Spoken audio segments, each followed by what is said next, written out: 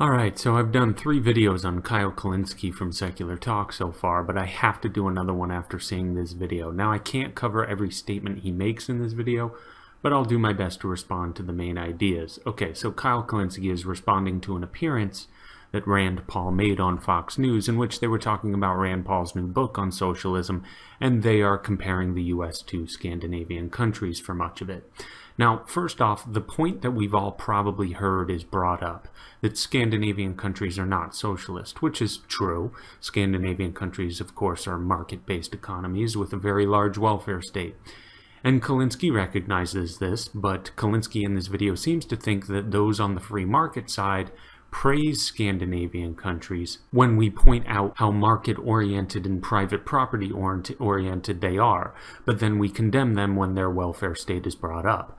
I think he's missing the point here. The point is that their welfare state could only exist with their market-oriented system. The welfare state is absolutely parasitical upon the productive private capacities within their economy. So it's not that anyone praises them on the whole in one sentence, then condemns them on the whole in the next sentence. We simply say, yes, they have a productive market economy, and the welfare state feeds off of it. Now, one could say, well, what's wrong with that? They've got a decent standard of living, things seem to be pretty good over there right now, so why criticize them at all? Well, that's a fair point, except for one thing. And let's just stick with Sweden for a moment. What is one thing that the Bernie Sanders and Kyle Kulinskis of the world never bring up? It is the history of Sweden. I don't think they would dare touch that subject, because Sweden, up until the mid to late 1800s, was a dirt-poor, backwards, destitute place. Then, beginning roughly around the late 1800s, early 1900s, they instituted almost, not completely, but almost what Kyle Kulinski and Bernie Sanders might refer to as hyper-capitalism, almost libertarian. They were extremely free market-oriented, very low taxation, very low regulation, very minimal government involvement in economic affairs, none of these grandiose welfare systems, and guess what happened? Sweden absolutely exploded with prosperity. Standard of living skyrocketed, infant mortality plummeted, and Sweden became a filthy, filthy rich country, until those statist ideas began creeping their way in, as they tend to do in filthy rich countries that forgot how they got that way in the first place. So by the 70s, Sweden had a gigantic state apparatus growing, and it was destroying them until the 90s, when they decided to take a sharp turn back to a more free market-oriented system in which things began to improve again. How does this seem to work? So today, Sweden has a small fortune it can rely on, but it's unsustainable.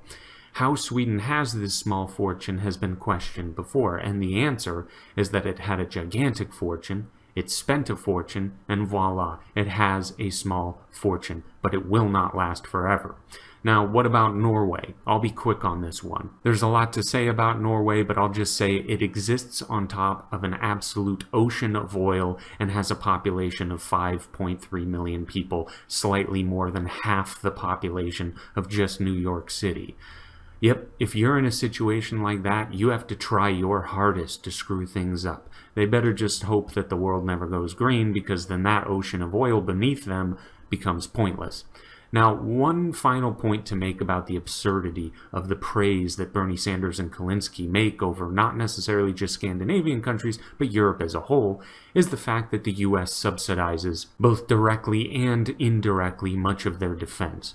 Dare I say, if the US ever did the right thing and stopped being the policeman of the world and took our military out of Europe, they would have a much harder time funding their welfare apparatus, and Sanders and Kulinski would have a much harder time pointing to Scandinavian countries and saying we should be doing what they're doing, because as they do that, they ignore essentially everything about those countries that even allows them to be in their current shape in the first place. Alright, so next up, Kulinski had a point that I think is actually somewhat fair. Long story short, Rand Paul states that the US had a 35% corporate tax rate, while corporate tax rates in Scandinavian countries were much lower, and that proves that as far as this is concerned, Scandinavian countries are far less statist than the US.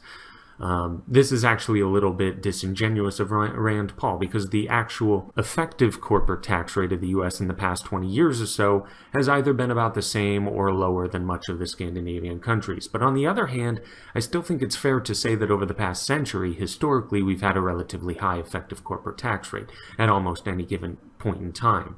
Recently, it has been going down, though, that is true.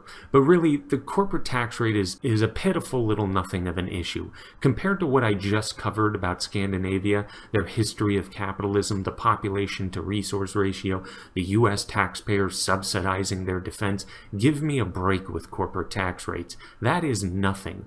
But I do want to say this. Kulinski claims that those free marketers never tell the truth. They leave things out, like what the effective corporate tax rate is. All right, fine. For the sake of argument, let's say I concede that point.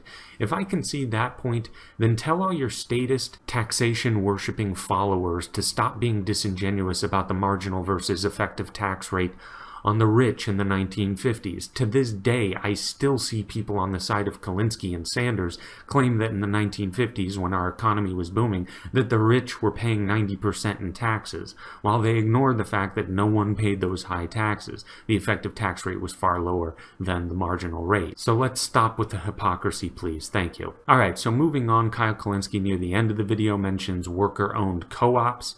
Where it's simply democracy in the workplace. All the workers get to democratically act on which direction the company goes in. But Kulinski claims that people on the free market side equate that with Mao or Pol Pot. He quite literally said that.